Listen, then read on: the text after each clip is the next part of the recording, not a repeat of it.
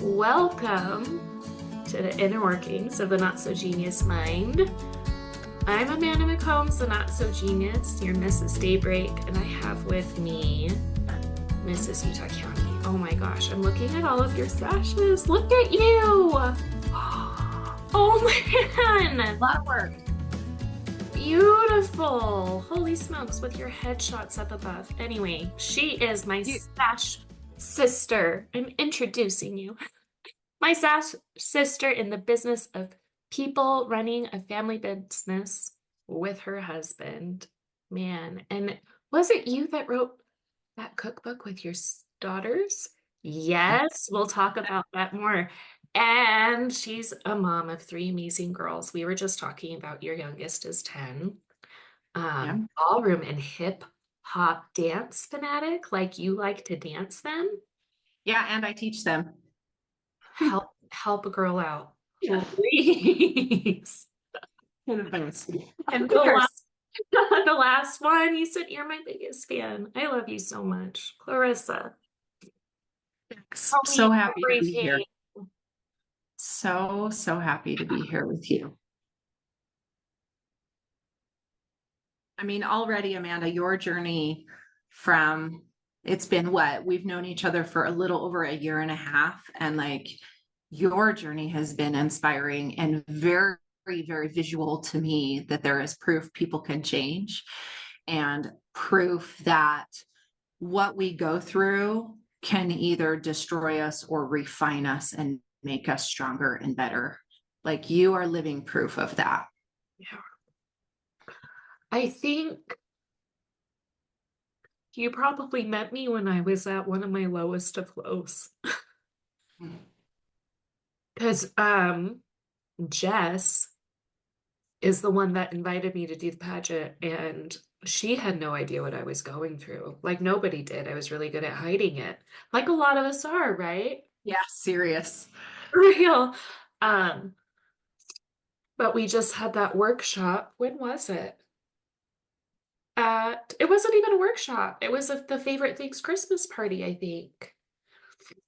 And you left me Yeah. that message, and afterwards I was like, nobody has ever talked to me like that. I've never had a community of women where I've just felt like I could be safe, right? So, like we're 2 minutes in and I'm crying. Love it. Love it. Um, you're so incredible to me, and you've just been an amazing example. And the whole time I've been doing this pageant thing, like this is my second year. And now I'm looking, is it your fourth? It's my fourth. And so like people are so surprised that women keep coming back, but we keep coming back because of the relationships we have. We come back because of the sisterhood and because it helps lift each other up. Yeah. I know of no other organization that I have been aware of. I mean, I'm sure there are things like this in other sectors, but like you will never find women who are working on themselves, working in the community to make it better, and cheering each other on within that realm. Yeah. Right. It's never been me against you. It's like, wow, look at how amazing you are. Look at how amazing you are. What can I do to help you? We're sharing dresses, wardrobe, whatever, tips Yeah. and tricks. Like nothing's a secret. We're not keeping anything hidden. We're helping each other. Like it's a true vision of empowerment, right? Yeah. And It people really think is. like, world peace, you know?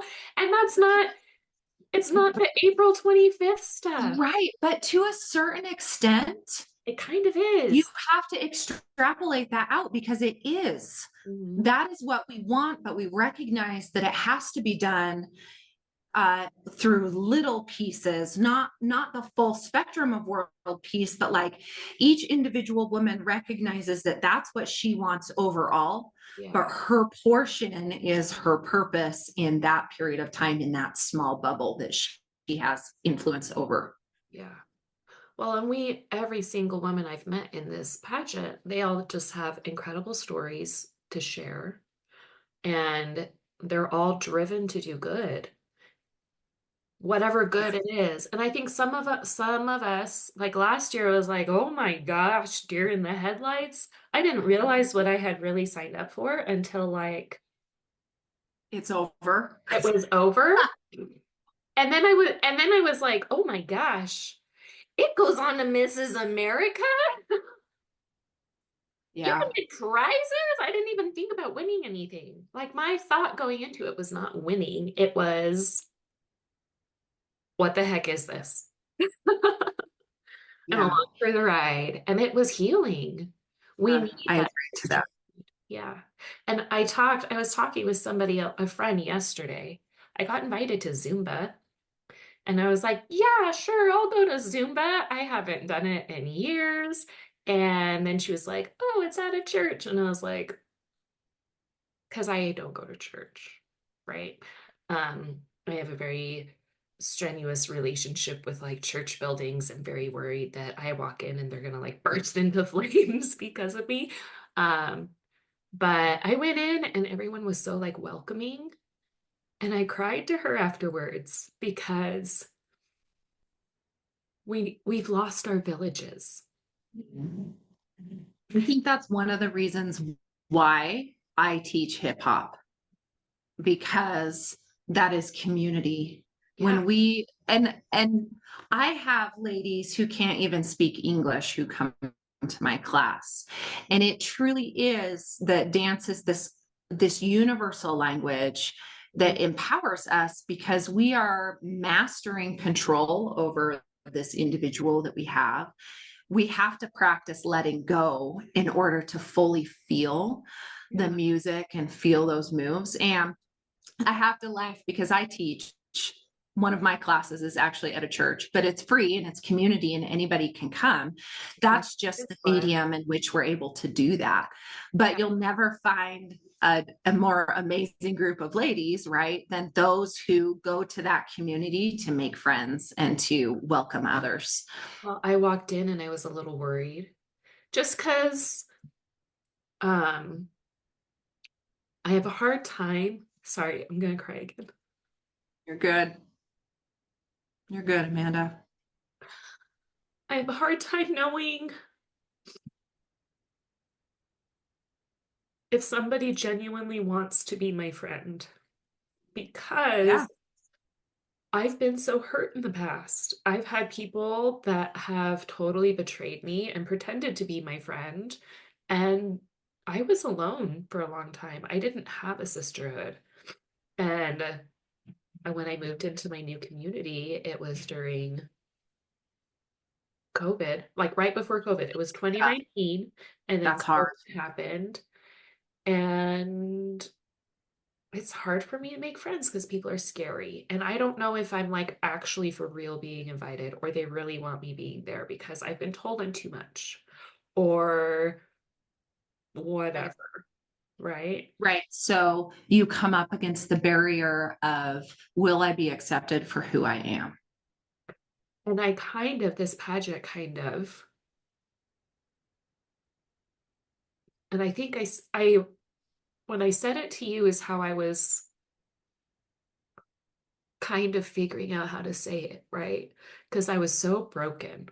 Like all your broken and shattered pieces are all over the floor, right? It's super quiet. I love it. No,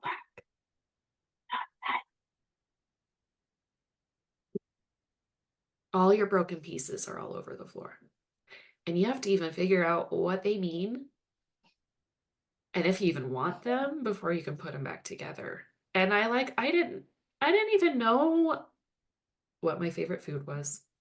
I'm like trying to think of like the different questions and like just basic things. Tell me about yourself. That's like one of the first pageant questions that Yeah. they ask you Yeah. in your interview, and you only have so much time, and you can't just be like like you have to know who you are, and you have to Yeah. be like, this is who I am, and it's okay if people don't like me. And this pageant like taught me that I could like it grounded me so that I'm like more aligned with my own purpose and I'm not thinking about what everybody else thinks about me because that's exhausting. We can't do that because all of this isn't for them, it's for me, right? Yeah. Yeah, I think that what I have noticed, because it's been multiple years for me, is to choose to accept the new me every time. Yeah. Because each one of these years I can look back and things have been so different. And so if I was still the person from the first year, uh there would be issues. Yeah, right? And I think you recognize that now. I mean, when I saw you at that party, at the favorite things party, it had been what, like 6 or 7 months since we had seen each other in person. And, I texted you and I was like, look, you are totally different, still the same, but like there was something so different about you, so peaceful, so grounded, Yeah. so open, secure. I think that would be a word that I would use, just very self-secure. And, if you were still what you were the first time you signed up for your first pageant last year, like, I wasn't then the pageant eating. system or life wouldn't be doing its job. Yeah. Yeah. I wasn't even eating. I was so depressed. It was right after my mom Yeah. passed away. Yeah. Yeah. Like a couple weeks after her funeral. Yeah. I was like, no way. Me do a beauty pageant? Weirdo. Jess is crazy. Why would I do a beauty pageant? That's insane. And then I started like really thinking about it and was like, sure, why not? I think there's only one person that was like, are you nuts? But I just like I didn't know I needed a community and I needed just believed in me for some weird reason, right? Hold on. No.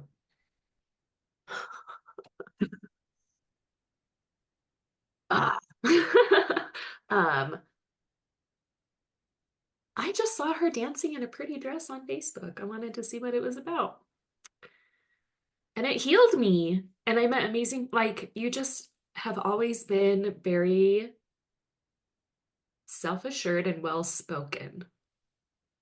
And I was so shy because I was so worried about what everybody thought about me. So then when people like you are like, I want to be your friend, I'm like,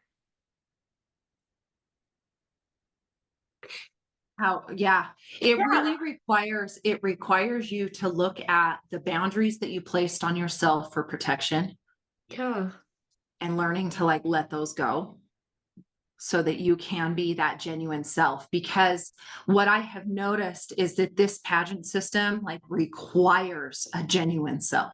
yeah. You cannot be in it just to like be pretty. You Yeah. need to be Well, real. and I don't know about other systems, but from what I have seen of Yeah, other systems, you could maybe get away with not being your genuine self. yeah, yeah, But how the directors of the Mrs. Utah pageant work, I mean, I haven't been to nationals, so that's something so different, or worlds or yeah. whatever, but like our directors of this pageant pull that genuine self out. We, well, and I love that we can get together and that we have our community that we can be chatting and we can be helping each other and motivating each other.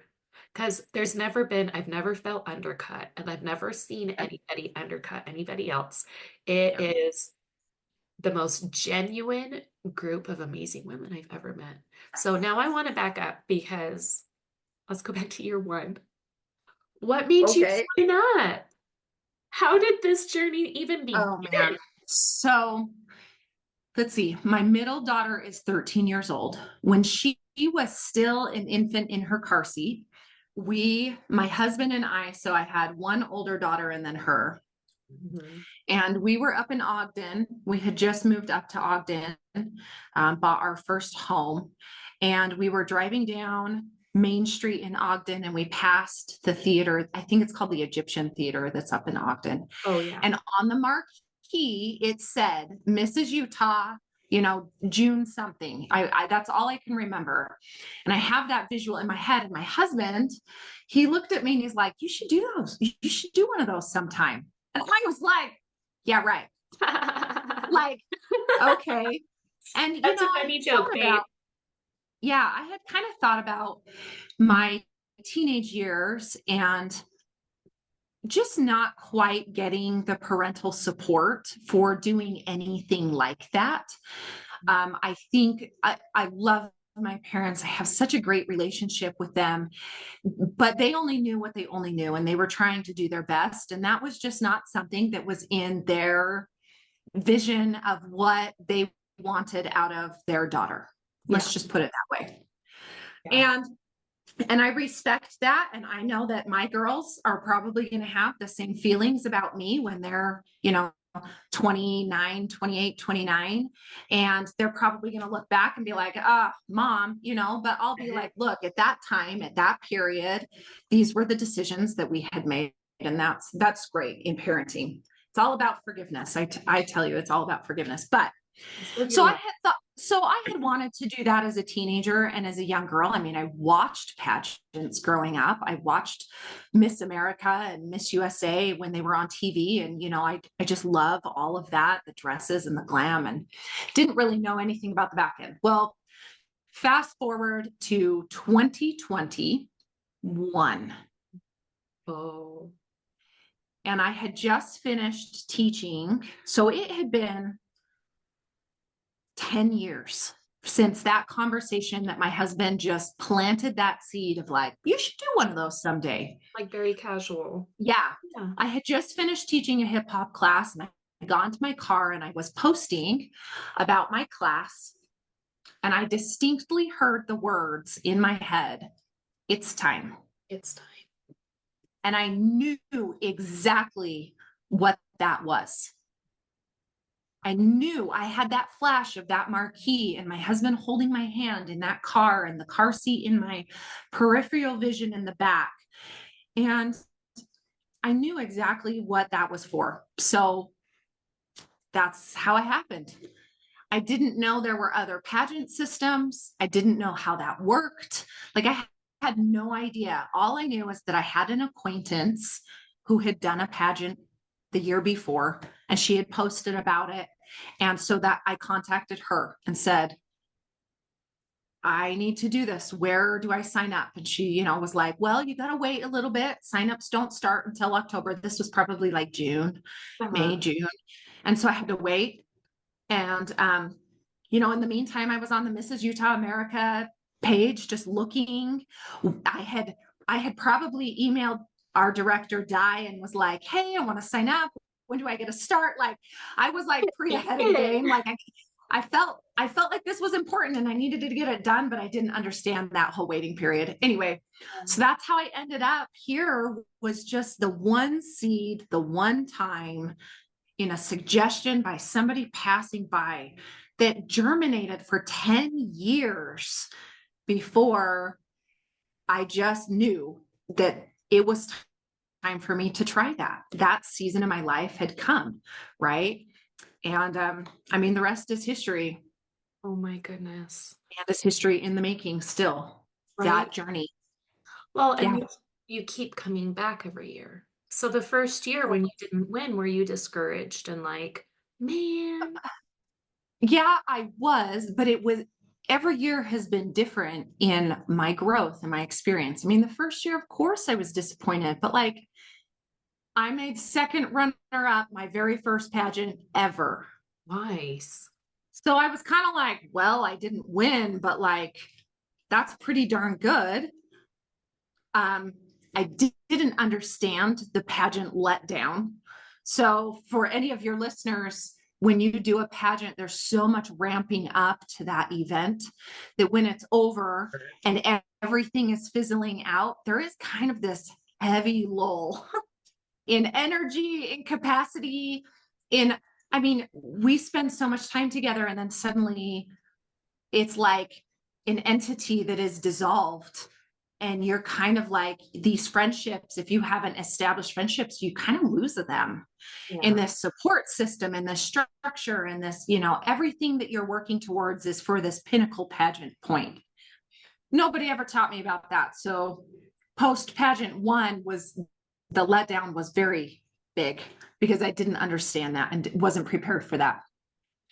But my thoughts were like, hey, I did really well my first one. Let's try again. Mm-hmm.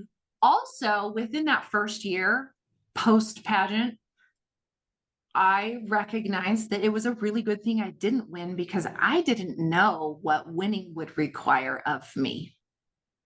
That was my exact thought when I was it was actually like I was sitting backstage, like I knew I wasn't gonna win. Have you seen those ladies? I went in, deer in the headlights, no You idea had what no I was idea. doing. I was just kind of there to like be there and to experience it all. And I was like closing my eyes because, I mentally prepare and then I just like black out, go on stage, come back. Right. And you don't That is remember a anything. real You're just thing. like, you just That go is a real do it, thing. right? Yep. But Yeah. the crown felt heavy on my head. And I was like doing mental whatever. And I was like, it's not for me this year. It's not time for me yet. I found out Was that later. peaceful for you? Yeah. Well, and that was even before I didn't win. I was Right. still Well, cheering and clapping for like everybody else. It isn't was there like, something to be said about having the knowledge that you're not going to win before oh you yeah, learn that? Because then when you go on stage, you recognize like, all right, it's less what pressure. who am I going to be? And the person that I want to be and show up for these other ladies. Like you have that choice way before the moment of your name not being called. Yeah. Well, and I knew my name wasn't gonna get called. I knew I bombed my interview. Like I was I didn't even talk about my platform. Like I was so nervous. And afterwards, I actually like I'm friends with Robin now. And she was one of our, and it's like, oh my gosh, she was like Mrs. International something, something, something. Yep. She's beautiful. She has a clothing line, and there's like all these other connections that you get to make. And they're good, beautiful, genuine people. And they like actually want to be my friends. They're pretty and they're nice. And they're not spreading rumors about me and trying to take me down. They're like, we're all lifting each other up. Every year of judges I've had, I've been impressed with the majority of them. Yeah. Oh, yeah. And follow them and still keep in touch with some of them. One or two every year. Well, they're incredible. They bring incredible people. I was looking Yeah. at as Mrs. World is tonight. I'm coming down to your watch party. Are I you? was gonna fly Awesome. down, but I was busy yesterday getting the not sparkly crowns put in my Oh, I face. have those too. Yeah. I just got two done yesterday. And it just took forever. And I was like, Yeah. I'm gonna fly down. I want to go down and see Jamie. And my husband's like, are you gonna leave me here with this zoo? And I was like, I'll just go down and then watch the pageant and then come back. And he's just looking at me. He's like, you're nuts. Well, it will be fun. It's super casual tonight. But So like all of these women that are involved that at least that I know personally are just they're so incredible. And every year they're just do have to say that because I've done it so much, I recognize that this is not the only way. yeah. There are so many other things that you can get involved in. And I think that's what the pageant has really opened up to me is like your life, how we serve, our purpose, our platform is not solidly only contained in here. And we have to be careful of that because, the first year, that's how it felt to me. Like, this is the only way I'm going to get this word out. And the only option for me, if I don't win, then I'm doomed. But I have recognized between year 2 and 3 and now 3 and 4, how this is just my choice. But in all reality, my platform can be spread by so many other organizations or opportunities. Like it just doesn't stop with this. Has is your platform is Build It Beautiful, right? They're beautiful. Yes. Has it changed? What was it Yeah. before? Yeah. So my first 2 years, it was about women's hormones and women's health. I was a health coach for women and their hormones. I taught them how to eat and exercise and give education on women's hormones. I was a health coach for 10 years. I just barely got testosterone and Oh. estrogen implanted in my butt. I had a total hysterectomy. Yeah. Like Yeah. Then, normal doctors don't. yeah, we could talk for hours Oh, about yeah. that. But like women's I health is still, a huge I still issue. am a really big proponent of that. But my life between these 2 years, my life really changed. Yeah. I was going through a lot of health problems because of lack of hormones, but I also was diagnosed with celiac disease. I closed my decade-old health coaching business because my husband and I are both very big entrepreneurs and we were growing our businesses and doing this. Oh, And so I shifted and sacrificed to save my marriage. yeah. So that happened. I was experiencing physical problems. So I was teaching classes every day, fitness classes every day. And I only went down to like one a week because I was so sick and experiencing such bad pain in my body. I had lots of friendship changes because I was closing my business, because I was leaving my studios, and going through, my kids were becoming teenagers. Like that in and of itself is a huge life change. And so a lot happened between year 2 and 3. And to be honest, I probably should not have been in the pageant last year.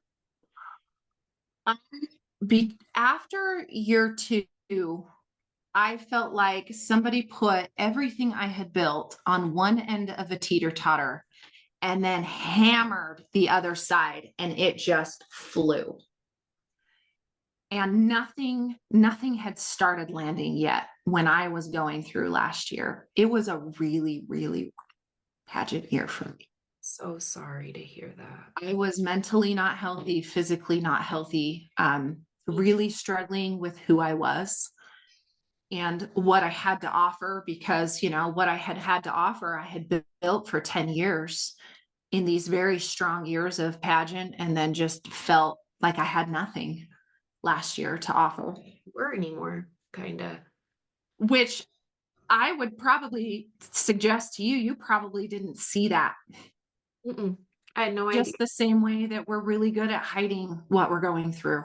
You're so good at masking.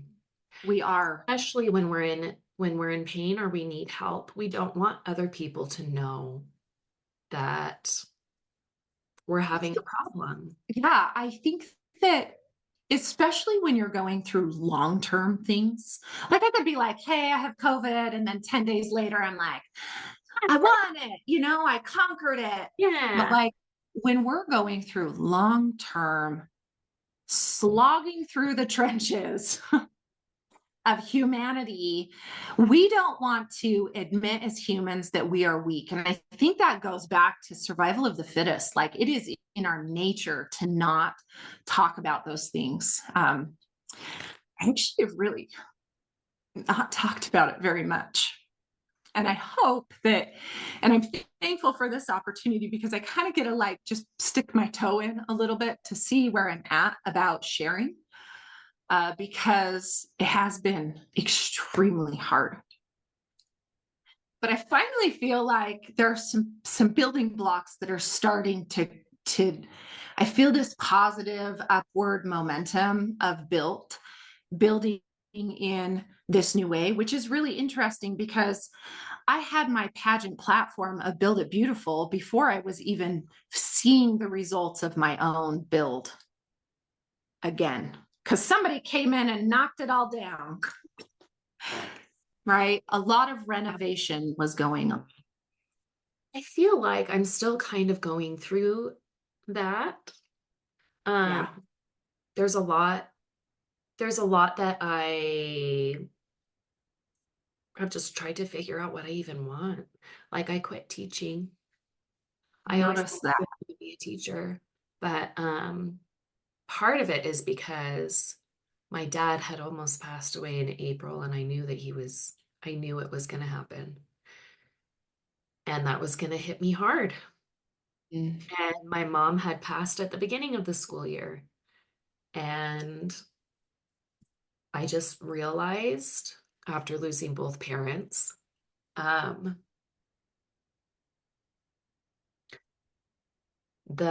what I'm leaving behind now, what I am leaving behind are the memories I'm making with them right now. So what memories am I wanting to leave behind for my kids? Or as my dad would say, like, what legacy are you leaving behind? Yeah. Yeah. And teaching was stressful. The shingles was Oh, yeah. Your stress. outward, And the outward manifestation of all your inward. my degrees, like I just hung those up. One of those, two of those, hold on, wait. 2014. 10 years. It took me 10 years to hang up my degrees. Mm. Like I kind of didn't feel like I could be all braggy about it and be like, look what I did, you know? Yeah. Which I feel like going through pageantry, but I think it happens in our careers too in little bits. But I feel like pageantry is like this catalyst to exponentially make us look at our personal barriers Yes. and get the heck over them. For real. Like I just, in that way of like, wait, I can be proud of what I have accomplished and what I have gone through. And I can tell people what I have accomplished without looking like I'm bragging. It is because I can now confidently say, like, I have something to contribute to you because of what I've been through. My mess qualifies me to share with you and to serve you. Yeah. Well, and it's like we're all so relatable, right? And we forget like these people have these incredible lives, and we see all their highlight reels, and we like with me, people kept talking about how resilient I am. You're so resilient. You're so resilient. You're so resilient. Well, I went through crap. You're forgetting all the crap that I had to go through. Like being resilient means you had to go through hard stuff. Like, Yeah, it qualified you. It gave you that characteristic. yeah. But then where was my support? Like, I still need support. Just because I went through a hard time and I am resilient doesn't mean I'm 100% okay now. Right, right. But it also Well, we doesn't still mean need community. We still need connection. it doesn't mean that um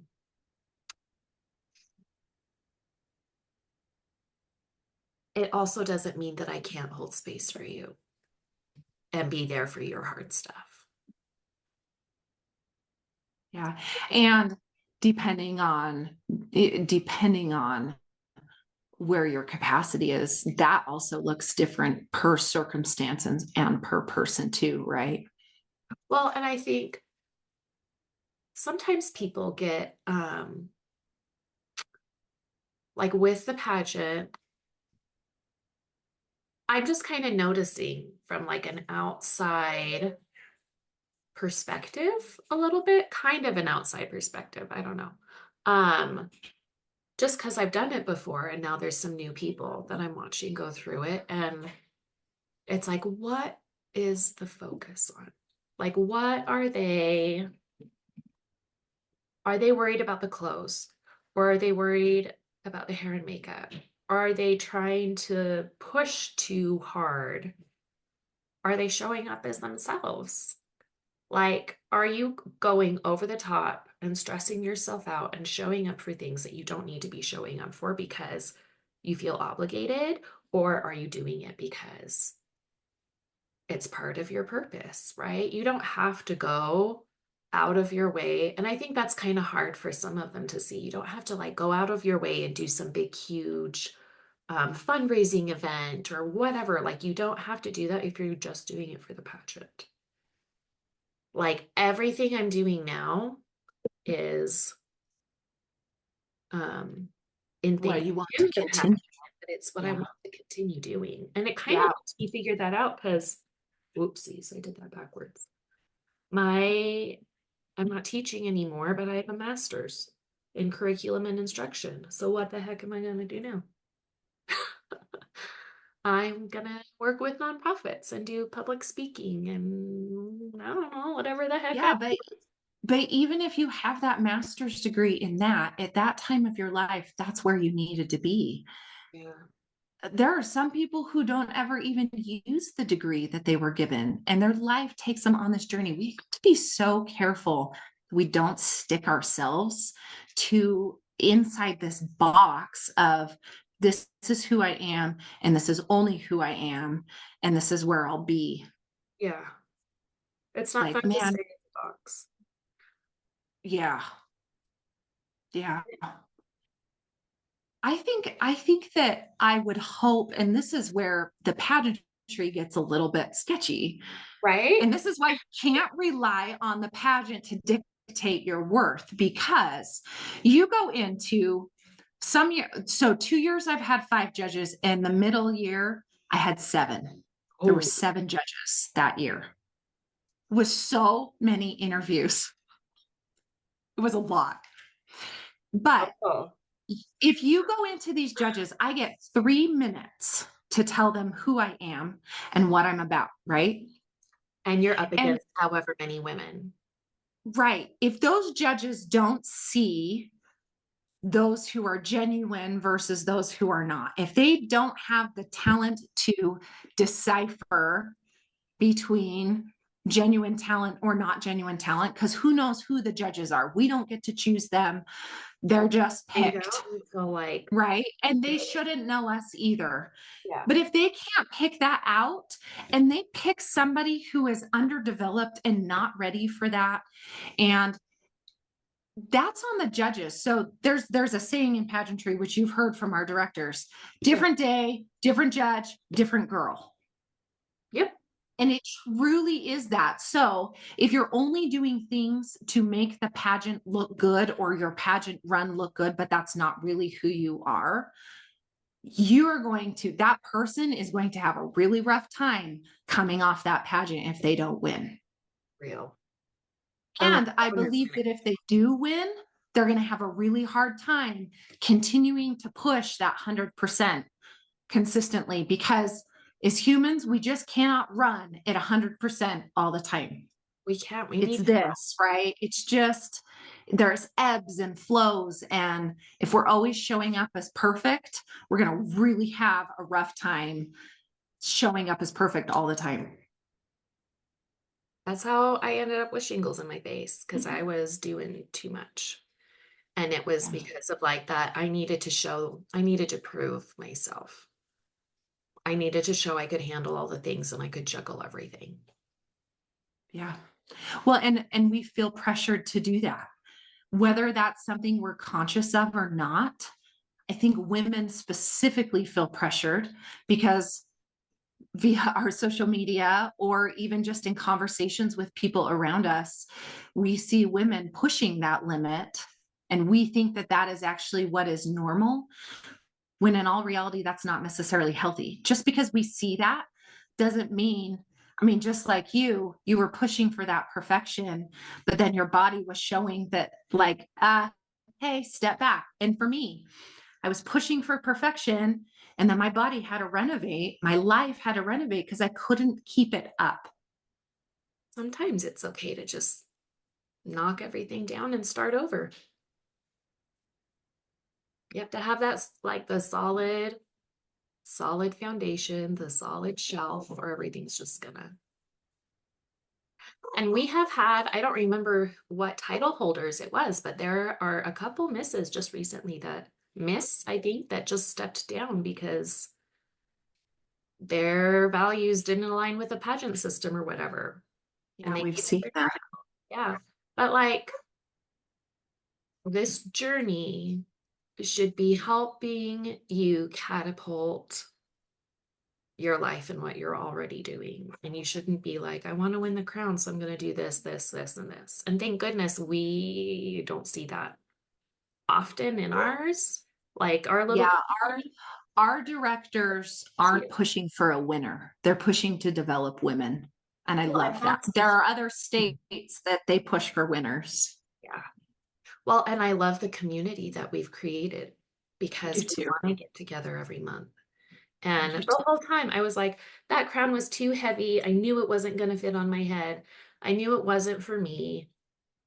But I was up on that stage and you bet your ass I was applauding like hell for every single person that was getting, because they worked hard. And it really is a celebration of how incredible Yeah. women are. Well, I have always told people, and going through this system myself multiple years, I've told people, like, what you see on stage is maybe 5% of what they have done. Yeah. And we, as the contestants, know the 90%, 95% of what other contestants have done and watch them grow and change and develop. And I know there's a couple contestants this year that I'm enjoying watching their first time, like all the messy understanding and the lingo and the the butt glue and the boob tape, and I mean Yes. those things that make a difference in your in how you show up, just little things like that. And I love watching, like, the light bulbs start to turn on. But, like, in that system, when we're on that stage and they bring everybody out and they're announcing the winners, like, of the costume, and the winners of Miss Congeniality, and the winner of the best interview, like, only those women on that stage and maybe key members of people's families know the refining that lady has gone through for the past 8 months to make it to that stage alone. Right. Yeah. So we have to validate each other by being each other's supporters that way.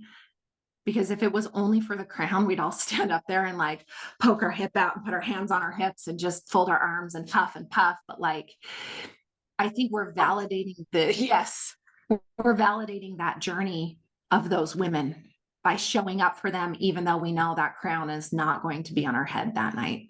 Yeah.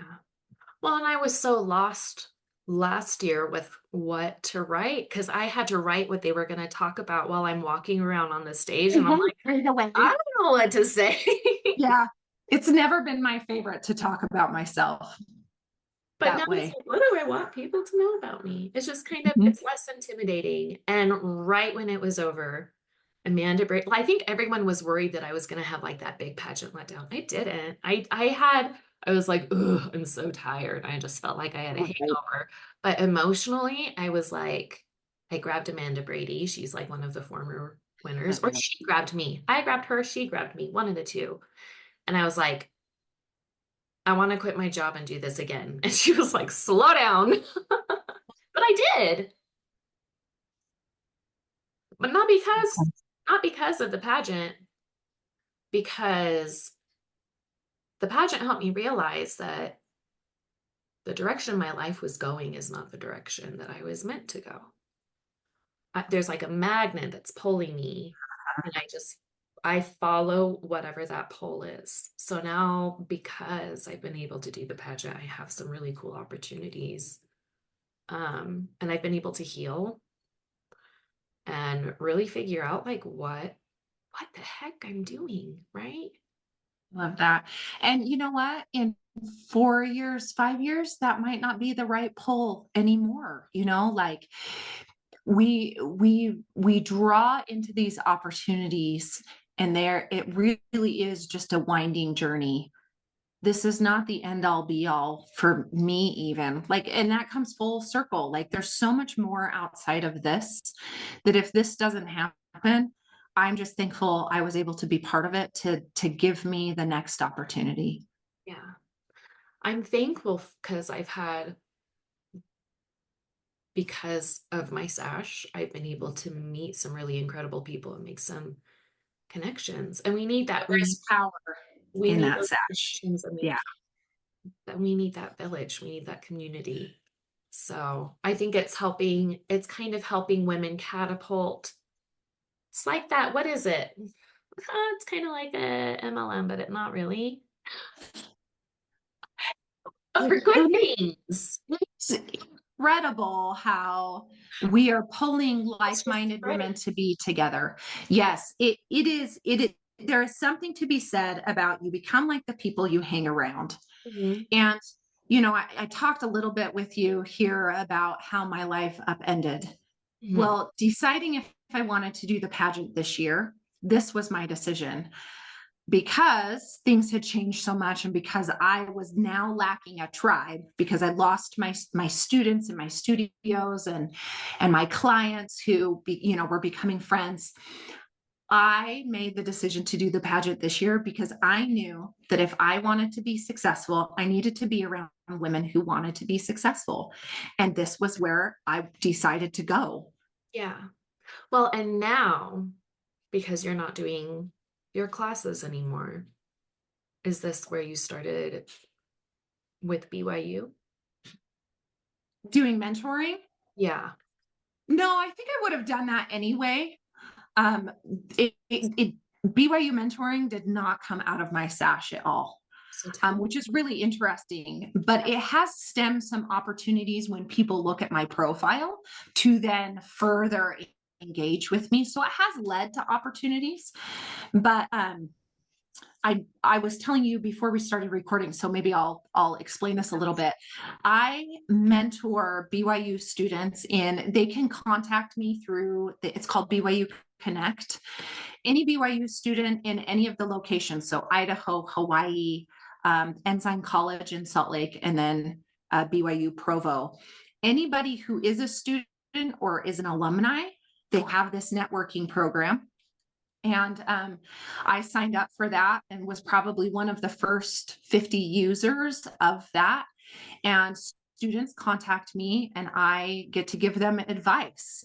They see I've owned multiple businesses. They see I was in the business school, but also that I do dance. And then, they see my profile picture with my sash, and that has led to, like I said, other opportunities. But when this opportunity to be a mentor came up, all I could think about was how much I could have used a mentor when I was 18 years old and 19 years old and 20 years old, the 5 years I was in college.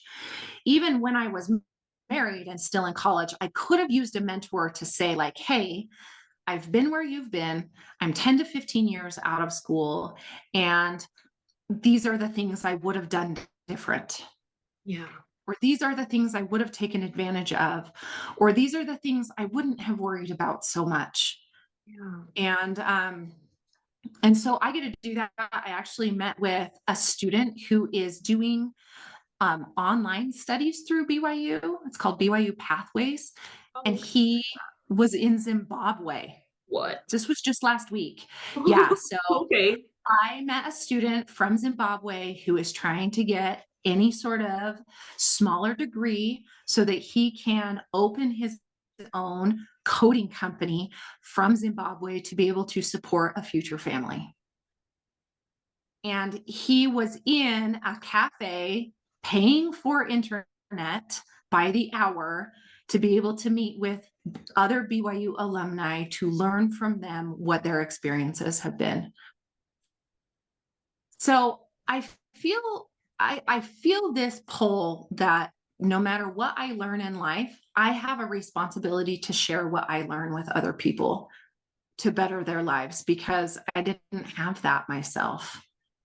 And I've always felt that way. When it came to my health, I'll share anything about hormones and women's health because I went through my own trials.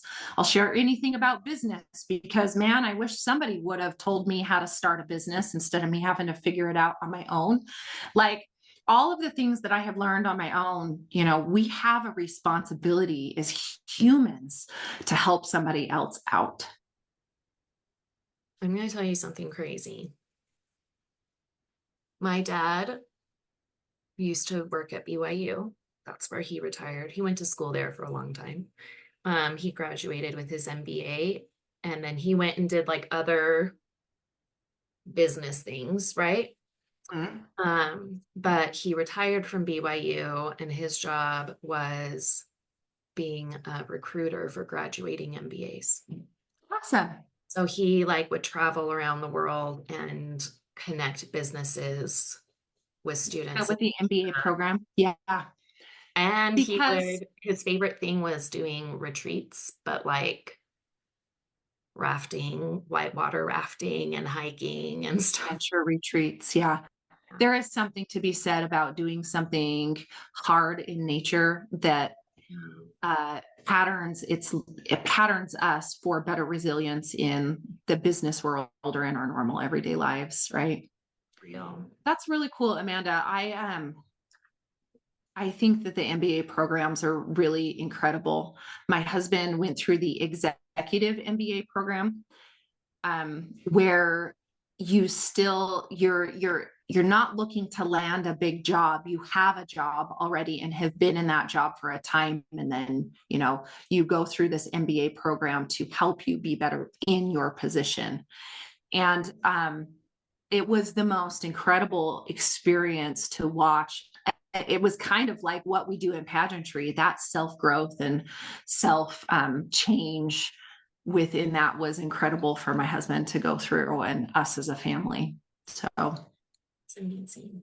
Yeah, they have a really incredible program there. I didn't realize what he did because I got to write some of his life sketch. That's what it was called. Me and my three sisters all stood up there and talked about different parts of his life. And I got to talk about his business, whatever, but I knew him as the scary guy in the office, you know? He was always in his den and he was always working and I didn't want to bother him. But like when he got older and like I was out of the house and all kinds of things, he was able to really be my dad again, you know, and like show up how he wanted to, which was really cool. yeah. The legacy. Yeah, I think that there's so much more to our parents than we realize until they're gone and we discover the sides of them that in our innocence we missed. Yeah. Right, in our own needs or in our own perspective we missed of them. When my mother's parents passed away, she found this beautiful file full of all the love letters that they had written back and forth to each other. And she said it really opened my eyes to the relationship that I didn't get to see. That's what she said, you know, like Actually, I didn't know that they were that invested romantically with each other because I didn't see that. Right. And so I think about what are my kids going to discover of me, you know, yeah. when I'm gone, that they go, oh, there's more to this person than just mom. Right. I'm gonna get ready to wrap up with you so you can get Yeah, this is great. Yeah. but two things. um I've been able to go through my mom's things And I'm the youngest of 7 kids, and my parents divorced after being married for 40 years. So by the time I was around, they were not lovey-dovey on each other, like at all. I found their wedding album. And like when you're miserable, you're not going to pull out those pictures and look at them with your Yeah. kids, right? I had never seen them happy. Wow. I had never seen them like loving and kissing on each other or holding each other. He was like carrying her in a little. And so it's just kind of nice to like know that they really did care about each other. I also found Yeah. out my last thing, my mom did pageants a little bit. That's so And cool, so Amanda. I think that was her helping me heal. Mhm. Ooh, okay. Just a moment. My cleaners are here. That's great. Well, this is a good time. Tell us where we can You are find you. okay. So you can find me at on Instagram. I have a Build It Beautiful Instagram, but I also have Mrs. Clarissa Thomas, and there's dots between each word in both of those handles. And I'll send this to you and you can put it in your show notes. You can find my podcast at builditbeautiful.com and anything about me. We didn't get to talk about like my recipe book, but my girls and I put together a recipe book this past year, and you can find that you can order it on our site or on Amazon. They have a Kindle version on Amazon. That's so cool. Maybe because I'm going to be recording with you soon, maybe we can talk about that a little bit, tiny bit on your podcast, or just come back. Sounds lovely. It was a cute little project for me. And other than that, like I'm very, I mean, you can find me on Facebook, you can find me really anywhere. And I'm happy to share and be that mentor that people need. But also you're going to find things that are going to be uplifting, things that are going to be business oriented. And I try and just be super real with what I post and what I share, and showing all sides of humanity versus just a perfect side. Well, we don't need to see just the highlight. Let's be real. Yeah, Thank absolutely. Thank you so much for having me on and chatting with me, and providing a space where we can connect. I love that. you. Thank you. Okay. Yeah.